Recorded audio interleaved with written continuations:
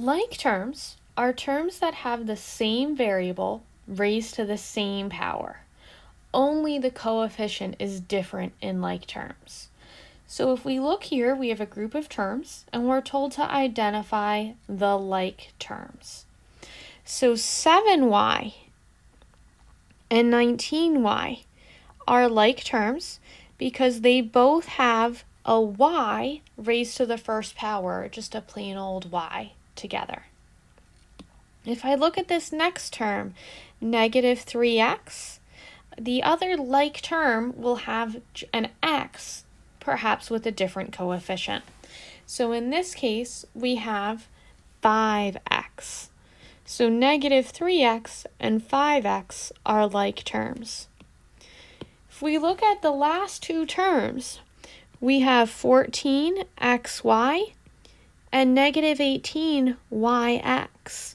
Now this one's a little tricky, but they are actually like terms because they have the same variables. They each have an x and they each have a y. They do have different coefficients, the 14 and the negative 18. So they're like terms. Those x's and y's are also raised to the same power. Remember, with multiplication, order doesn't matter. So we could rewrite this as negative 18xy to make it a little clearer why they're like terms. As a note, all constants are like terms. So remember, constants are just our plain old numbers. So like 7, negative 5, positive 3.25, or 1/9. They are all constants and they are all like terms. Now we need to understand like terms to be able to combine them. When we're trying to combine like terms, we add or subtract whatever the problem's telling us, the coefficients, and we keep the variable the same. So our directions are simplify. If I look at this first problem, I have 3a plus 2a minus 7a plus 5.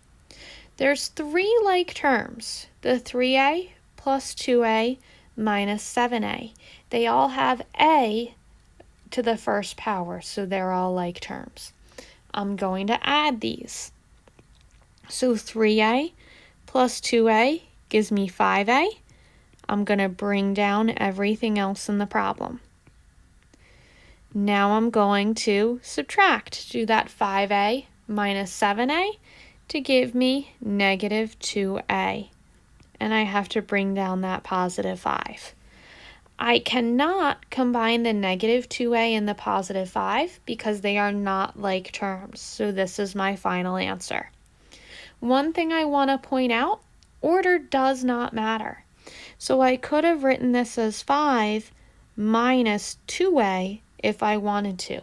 I just have to be sure that I keep those signs in front of the number attached to the number. If I look at the next example, I have 14b minus 13c plus 17b minus 13c. So 14b has a like term, this 17b. And when I'm combining like terms, I want to focus on the operation that's directly in front of the number. So when I combine these, I'm really thinking 14 plus 17. That gives me 31, and I keep that b, the variable, attached. Now if I look, I also have negative 13c and negative 13c. So when I combine these, I'm thinking negative 13c minus 13c. Negative 13 minus 13 gives me negative 26, so I'll write minus 26c. So notice I'm treating subtraction signs and negative signs as the same thing when I'm combining my like terms. I have 31v minus 26c. They are not like terms. One has a b and one has a c. So that is my final answer. Now there is one extra thing I want to point out. Say that we had an example like 8a minus 8a. These are like terms because they both have a attached. Now if I combine I need to actually do that subtraction. So 8 minus 8 is going to give me 0, and I keep that a attached. But I know 0 times anything is 0. So 8a minus a would just give me 0. Whenever I have a variable by itself, so if I had something just like a, that's the same thing as 1a. When there's no coefficient in front of it, it means there's a 1. So in order to get a as an answer to combining like terms, I'd have to have something like 8a minus 7a. When I combine these like terms, the 8 minus the 7 gives me 1.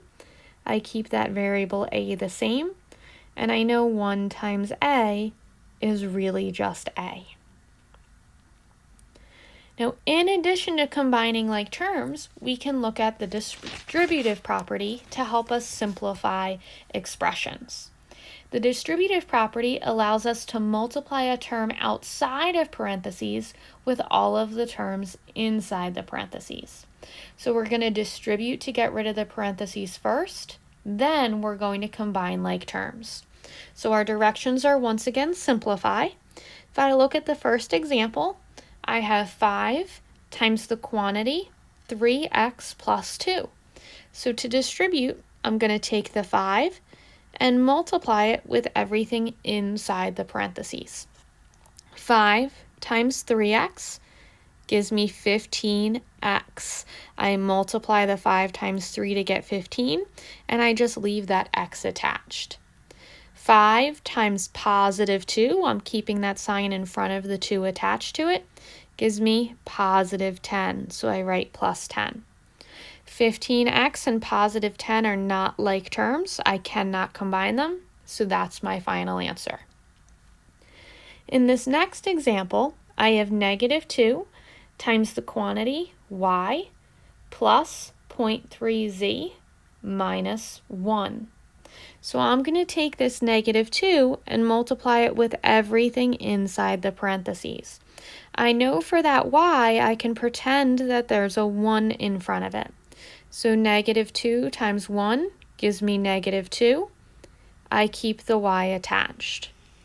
Now I need to do negative 2 times positive 3z, 0.3z. A negative times a positive gives me a negative.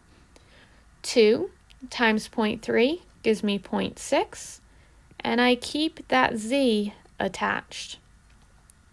Now I need to do negative 2 times negative 1. A negative times a negative gives me a positive. 2 times 1 gives me 2. There's no like terms, so this is my final answer. Make sure you're really careful with your signs when you're distributing a negative. If we look at the next example, we have 3 times the quantity 2x minus 5, that whole thing plus 1. So I'm going to take the 3, multiply inside the parentheses. So 3 times 2x is going to give me 6x.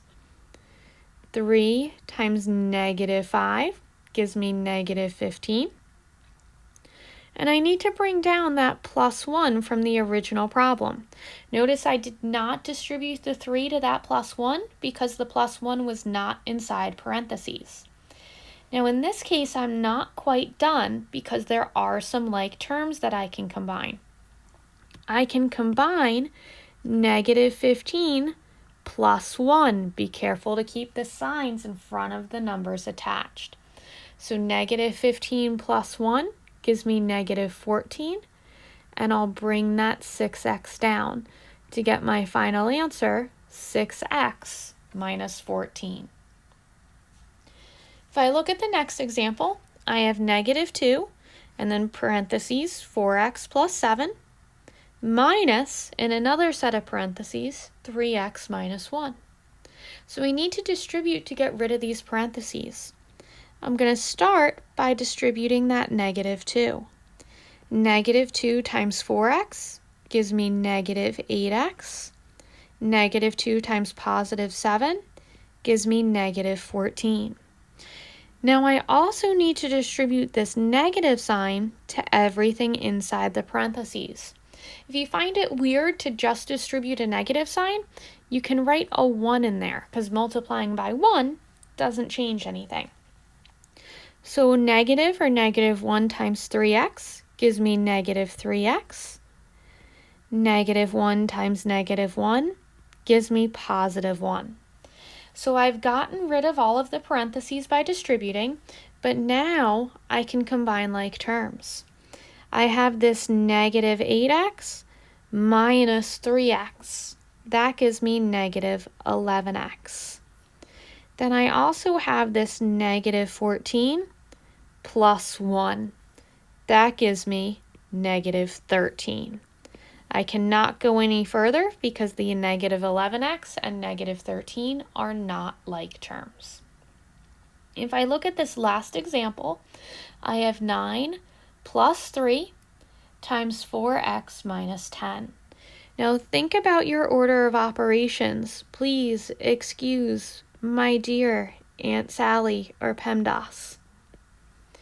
Right? We do multiplication and division before we do addition and subtraction.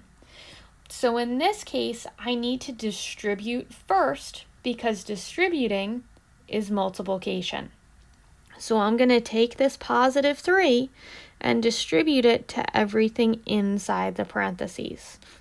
That gives me a positive 12x minus 30, and then I just drag down that 9 from the original problem. Now I can do my addition and subtraction by combining like terms. The like terms are 9 minus 30. So I know 9 minus 30 gives me negative 21. So I'll have 12x minus 21. Remember, if you had wanted to write it as negative 21 plus 12x, that would also be correct.